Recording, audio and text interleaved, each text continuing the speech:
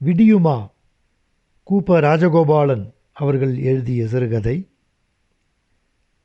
தந்தியை கண்டு எல்லோரும் இடிந்து உட்கார்ந்து போனோம். அதில் கண்டிருந்த விஷயம் எங்களுக்கு அர்த்தமே ஆகவில்லை போல் இருந்தது. சிவராமையர் டேஞ்சரஸ் என்ற 2 வார்த்தைகளே இருந்தன. தந்தி சென்னை ஜெனரல் ஆஸ்பத்திரியிலிருந்து வந்திருந்தது. என் தமக்கை 2 மாதங்களுக்கு முன்புதான் சென்னையிலிருந்து வந்தாள். அப்பொழுது எங்கள் அத்திம்பேர் நன்றாக குணமடைந்து விட்டார். ஷயத்தின் சின்னம் கொஞ்சம் கூட இல்லை என்று பிரபல வைத்தியர்கள் நிச்சயமாக சொல்லிவிட்டார்கள். ஓங்கி தலையில் அடித்தது போல குஞ்சம்மாள் பிரமை தட்டிப் போய் உட்கார்ந்திருந்தாள்.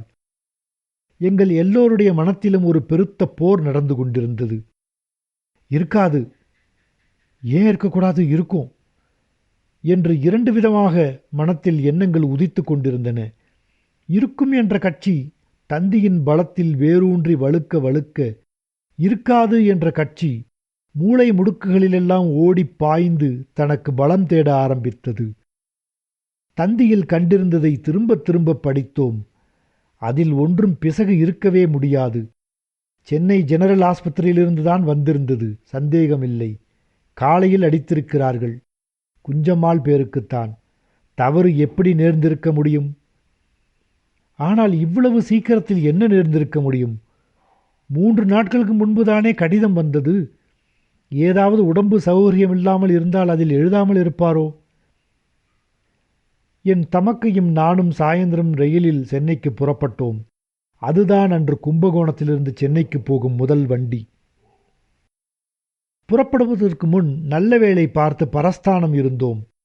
சாஸ்திரிகள், ஒன்றும் இருக்காது, கிரகம் கொஞ்சம் பீடிக்கும், அவ்வளவுதான் என்றார். அம்மா தெய்வங்களுக்கெல்லாம் ஞாபகமாக ஒன்றை கூட விடாமல் பிரார்த்தனை செய்து கொண்டு மஞ்சள் துணியில் காணிக்கை முடிந்து வைத்தாள்.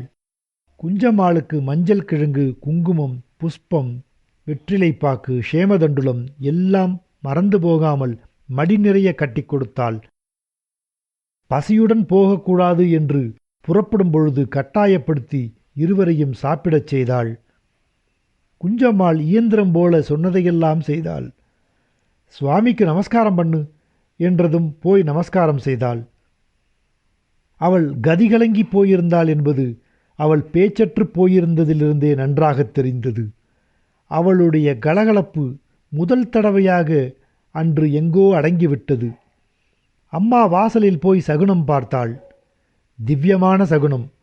காவேரியிலிருந்து அடுத்த வீட்டு சுந்தரி ஜலம் எடுத்துக்கொண்டு எதிரே வந்தாள். ஒன்றும் இருக்காது, நமக்கேன் அப்படியெல்லாம் வர்றது, நாம் ஒருத்தருக்கு ஒன்றும் கெடுதல் என்னலே என்றெல்லாம் அம்மா அடிக்கடி தன்னையும் பிறரையும் சமாதானம் செய்து கொண்டிருந்தாள். ரயில் ஏறுகிற போது மணி சுமார் 8 இருக்கும். இரவு பூராவும் போயாக வேண்டுமே என்று துடித்தோம். போய் இறங்குவதற்கு முன் செய்வதற்கு ஒன்றுமில்லை என்றதால் கொஞ்சம் கொஞ்சமாக துடிப்பும் கலக்கலும் கூட மட்டுப்பட்டன. 2 ஜன்னல்களின் அருகே நேர் எதிராக 2 பெஞ்சுகளில் உட்கார்ந்தோம். நீ புறப்படுகிற போது ஒன்றுமே இல்லையே அக்கா என்றேன், ஏதாவது பேச்சு கொடுக்க வேண்டும் என்று.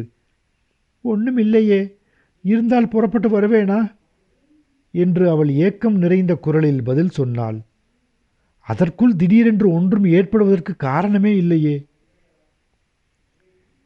எது எப்படி ஆனாலும் மனசை சில மணி நேரங்களாவது ஏமாற்றி தத்தளிப்பை கொஞ்சம் குறைத்து கொள்ளலாம் என்று நினைத்தது போல பேச்சு வெளிவந்தது.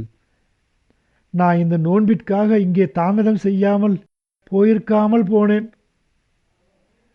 ஒருவேளை அக்கா, நோன்பிற்காக நீ இங்கே இருந்து விட்டது தான் அத்திம்பேருக்கு கோபமோ? அவர் உடனே வரும்படியாக எழுதியிருந்தார். நாம் 1 வாரத்தில் வருவதாக பதில் எழுதினோம். அதற்காகத்தான் இப்படி தந்தி அடித்து விட்டாரோ? ஆஸ்பத்திரியிலிருந்து வந்திருக்கே. ஆஸ்பத்திரி பேரை வைத்து அத்திம்பேரே அடிக்கக்கூடாதா? அப்படி அடிக்க முடியுமோ? குஞ்சம்மாள் குரலில் ஆவல் இருந்தது. ஏன் முடியாது? தந்தி ஆபீஸில். ஒருவேளை அப்படி இருக்குமோ என்று கேட்ட பொழுது குஞ்சம்மாளின் முகம் கொஞ்சம் மலர்ந்து விட்டது. அப்படித்தான் இருக்க வேண்டும். இப்படி திடீரென்று ஒன்றும் ஏற்பட காரணமே இல்லை. முந்தா நாள் தானே கடிதாசி வந்தது. ஆமாம், அதில் உடம்பை பற்றி ஒன்றுமே இல்லையே. தந்தி அடித்தால் நாம் உடனே புறப்பட்டு வருவோம் என்று தான் அடித்திருக்கிறார். வீட்டிலிருந்து அடித்தால் கூட அவ்வளவு தாக்காது என்று ஆஸ்பத்திரி பெயரை வைத்து அடித்திருக்கிறார். அப்படி அடிக்க முடியுமாடா அம்பி? அப்படி இருக்குமா என்று மறுபடியும் குஞ்சம்மாள் சந்தேகத்துடன் கேட்டாள். அவள் அப்படி கேட்ட பொழுது முடியாது என்று எனக்கு தெரிந்திருந்தால் கூட சொல்ல மனம் வந்திருக்குமோ என்னவோ. நீ வேண்டுமானால் பாரேன், எழும்பூர் ஸ்டேஷனில் வந்து இருக்கப் போகிறார் என்றேன். மனத்தில் ஆழத்தில் பீதி அது பாட்டிற்கு புழு போல துளைத்து கொண்டே இருந்தது. மேலே மட்டும் சமாதானம். கொஞ்ச நேரத்திற்கு ஒரு தரம் அந்த திகில் மேல் மட்டத்திற்கு வந்து தலையெடுக்கும். உடம்பு பதறும், நெஞ்சு உளரும், அடிவயிறு கலங்கும், முகம் விகாரமடையும். மறுபடியும் மெதுவாக சமாதானத்தின் பலம் அதிகமாகும். பயத்தை கீழே அமுக்கிவிடும். சுகமோ துக்கமோ எந்த நிலைமையிலும் நீடிக்க முடியாது என்பதற்கு மனித சுபாவத்தில் இதுவும் ஒரு அத்தாட்சியோ? ரயில் வண்டி வெறி பிடித்தது போல் தலை தெறிக்க ஓடிக்கொண்டிருந்தது. எங்கேயோ சென்னையில் விடியப்போகும் ஒரு காலையை நோக்கி கனவேகமாய் போய்க் கொண்டிருந்தது போல் இருந்தது. துக்கத்தில் தலையெடுக்கும் தைரியம் போல தொலை இருளில் அந்த ஒளித்தொடர் விரைந்து சென்று கொண்டிருந்தது. சென்னை போய் சேரும்போது எங்கள் கவலையும் அந்த இருளைப் போல பின்தங்கி விடாதா? நிம்மதி காளையைப் போல எங்களை அங்கே வந்து அடையாதா? இருள் நிச்சயம் கூட வராது. சென்னையில் காளைதான். இவ்வாறெல்லாம் பேதை மனம் தன்னை தேற்றிக்கொண்டே இருந்தது. குஞ்சம்மாள் மூட்டையிலிருந்து வெற்றிலைப்பாக்கை எடுத்து எனக்கு கொடுத்து தானும் போட்டுக்கொண்டாள். எங்களவர்க்குள்ளேயே குஞ்சம்மாள் அதிக அழகு என்று பெயர். நல்ல சிவப்பு, ஒற்றை நாடி தேகம். அவளுக்கு தெருவிலேயே ஒரு செல்வாக்கு உண்டு. அன்று என்னவோ இன்னும் அதிகமாக அவள் ஒளிர்ந்து கொண்டிருந்தாள். அவள் முகத்தில் என்றுமே இல்லாத ஓர் ஏக்கம் என்று முதலாக தென்பட்டதாலோ என்னவோ அவள் அழகு மிளிர்ந்து தோன்றினாள். குஞ்சம்மாளுக்கு புஷ்பம் என்றால் பிராணன். யார் கேலி செய்தாலும் லட்சியம் செய்ய மாட்டாள்.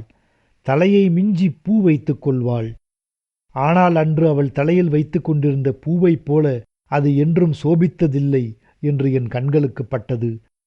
வெற்றிலை காவி அவளுடைய உதடுகளில் அன்றுதான் அவ்வளவு சிவப்பாக பிடித்திருந்தது போல் இருந்தது. சோர்வில்தான் சௌந்தரியம் பரிமளிக்குமோ, அல்லது கடைசியாக அணைவதற்கு முன்னால் விளக்கு? இல்லை இல்லை, குஞ்சம்மாள் அன்று என்னவோ அப்படி இருந்தாள். வெற்றிலையை பாதி மென்று கொண்டே, அம்பு, உங்க அத்திம்பேருக்கு வாக்கப்பட்டு நான் என்ன சுகத்தை கண்டேன் என்றாள் குஞ்சம்மாள். அவளுடைய கண்களில் ஜலம் மளமள என்று பெருகிற்று. என்னைக்கும் பிடிவாதம், என்னைக்கும் சண்டை. நான் அழாத நாள் உண்டா? என் வாழ்வே அழுகையாக என்று உணர்ச்சி வேகத்தில் ஆரம்பித்தவள் சட்டென்று நிறுத்தி கொண்டாள். எதிலாவது நான் சொன்ன பேச்சை கேட்டது உண்டா? எப்படியோ ஆயுசுடன் இருந்தால் போதும் என்று தோன்றிவிட்டது போன தடவை உடம்புக்கு வந்தபோது. இருவரும் வெகுநேரம் மௌனமாக இருந்தோம். ஆனால் மனசு மட்டும் மௌனமாக இருக்கவில்லை. நல்ல நிசி வேளை. வண்டியில் ஜனங்கள் உட்கார்ந்து கொண்டும் படுத்துக்கொண்டும் அநேக தினசாக தூங்கிக் கொண்டிருந்தார்கள். வண்டி ஒரு சின்ன ஸ்டேஷனில் நின்றதும் சிலர் எழுந்து இறங்கி போவார்கள், மௌனமாக பிசாசுகள் போல. அப்பொழுதுதான் தூங்கி எழுந்த சிலர், இது என்ன ஸ்டேஷன் என்று தலையை நீட்டி கேட்பார்கள். போர்ட்டர் ஒருவர் ஏதாவது ஒரு ஸ்டேஷன் பெயரை அரைகுறையாக தூங்கி வழிந்து கொண்டே சொல்லுவான். மறுபடியும் வண்டி பூரான் மாதிரி ஓட ஆரம்பிக்கும். சுமார் 1 மணிக்கு வண்டி விழுப்புரம் ஸ்டேஷனுக்குள் ஆர்ப்பாட்டத்துடன் போய் நின்றது. அதுவரையிலும் வண்டியில் அமைதியும் நிசப்தமும் இருந்தன. அந்த ஸ்டேஷனில் கூட்டமும் கூக்குரலும் அதிகமாயின. அதுவரையில் காலியாகவே வந்த எங்கள் பலகையில் சாமான்கள் நிறைந்தன. நகரத்தார் இனத்தைச் சேர்ந்த பெண்மணி ஒருத்தி பெண் குழந்தையும் புட்டியுமாக என் தமக்கையின் பக்கத்தில் வந்து உட்கார்ந்தாள்.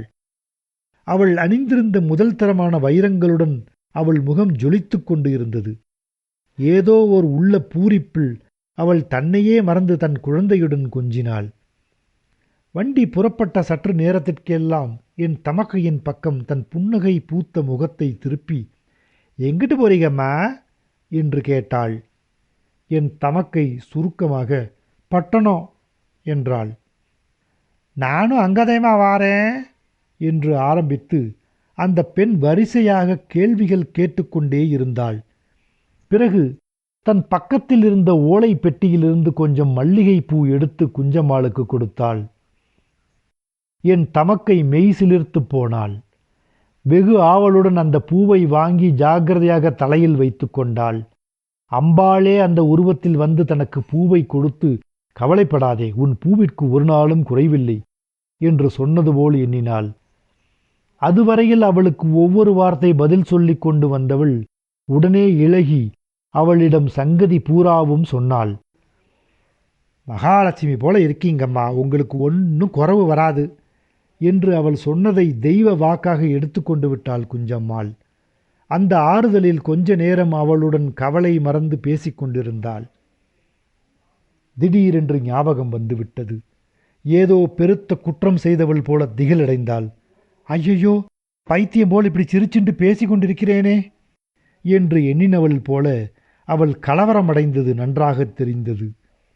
வண்டி போன வேகத்தில் விற்றென்று அடித்த காற்றிலும் அவளுடைய முகத்தில் வியர்வை தென்பட்டது. ஆனால் எவ்வளவு நேரம்தான் கவலைப்பட முடியும்?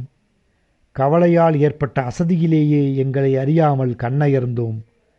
துக்கத்தில் நித்திரையும் நினைவு மறதியும் சேர்ந்துதான் வாழ்க்கைக்கு ஒரு சிறு போதையாகி தாபத்தை தணிக்கின்றனவோ. வண்டி செங்கல்பட்டை நெருங்குகிற சமயம் வாரி சுருட்டி கொண்டு எழுந்து உட்கார்ந்தோம். கிழக்கு வெளுத்து கொண்டிருந்தது. வண்டி ஏதோ ஒரு குக்கிராமத்தை கடந்து போய்க் கொண்டிருந்த பொழுது கோழி கூவியது கூட காதில் வந்து பட்டது. அப்பா, விடியுமா என்கிற நினைப்பு ஒரு பக்கம். ஐயோ, விடுகிறதே, இன்னைக்கு என்ன வச்சிருக்கோ என்ற நினைப்பு மற்றொரு பக்கம். இரவின் இருட்டு அளித்திருந்த ஆறுதலை கொஞ்சம் கொஞ்சமாக தலை காட்டிய வெளிச்சம் பறிக்க வருவது போல் இருந்தது. எங்கேயோ கண்காணாத தூரத்தில் உருவடைந்த ஒரு காட்சியில் ஈடுபட்டவளாய் நிலைகுத்திய பார்வையுடன் குஞ்சம்மாள் அசையாமல் உட்கார்ந்திருந்தாள். செங்கல்பட்டில் பல் தேய்த்து கொண்டு காபி சாப்பிடுவோமா என்று கேட்டேன். எல்லாம் பட்டணத்தில்தான் என்று சொல்லிவிட்டாள் குஞ்சம்மாள். பக்கத்தில் நகரத்தார் பெண் கவலையற்று தூங்கிக் கொண்டிருந்தாள். இதோ ஆயிற்று, இதோ ஆயிற்று என்று சொல்வது போல வண்டி தாவி பறந்து கொண்டிருந்தது. ஆனால் எங்களுக்கு என்னவோ பட்டணம் நெருங்க நெருங்க வண்டி வேண்டுமென்றே ஊர்வது போல இருந்தது. எழும்பூர் வந்தது கடைசியாக. ஸ்டேஷனில் யாரும் இல்லை. அதாவது எங்கள் அத்திம்பேர் இல்லை, எல்லோரும் இருந்தார்கள். ஆனால் அவர் ஸ்டேஷனுக்கு எதற்காக வர வேண்டும்? அங்கே எதிர்பார்ப்பது சரியில்லைதான் என்று அப்பொழுது தோன்றிற்று. வீட்டுக்கு போனோம். வீடு பூட்டியிருந்தது. உடம்பு சௌகரியம் இல்லைதான், சந்தேகமில்லை. இப்பொழுது ஜெனரல் ஆஸ்பத்திரிக்கு போனோம். அரை மணி நேரம் துடித்த பிறகு குமாஸ்தா வந்தார். நீங்கள் கும்பகோணமா என்றார். ஆமாம் என்றேன். நோயாளி நேற்றிரவு இறந்து போய்விட்டார் என்று குமாஸ்தா சாவதானமாகச் சொன்னார். இறந்து? அது எப்படி? அதற்குள்ளா? அப்பொழுதும் சந்தேகமும் அவநம்பிக்கையும் விடவில்லை. சிவராமையர்? ஆமாம் சார். ஒருவேளை. சற்று இருங்கள், பிரேதத்தை பெற்றுக்கொள்ளலாம் என்று சுருக்கமாகச் சொல்லிவிட்டு குமாஸ்தா தம் ஜோலியை கவனிக்கப் போனார். கொஞ்ச நேரம் கழித்து பிரேதத்தை பெற்றுக்கொண்டோம். அப்பொழுது அதை பார்த்தவுடன் நிச்சயமாயிற்று. ஒரு வழியாக மனத்தில் இருந்த பயம் தீர்ந்தது, திகில் தீர்ந்தது. பிறகு விடிந்து விட்டது.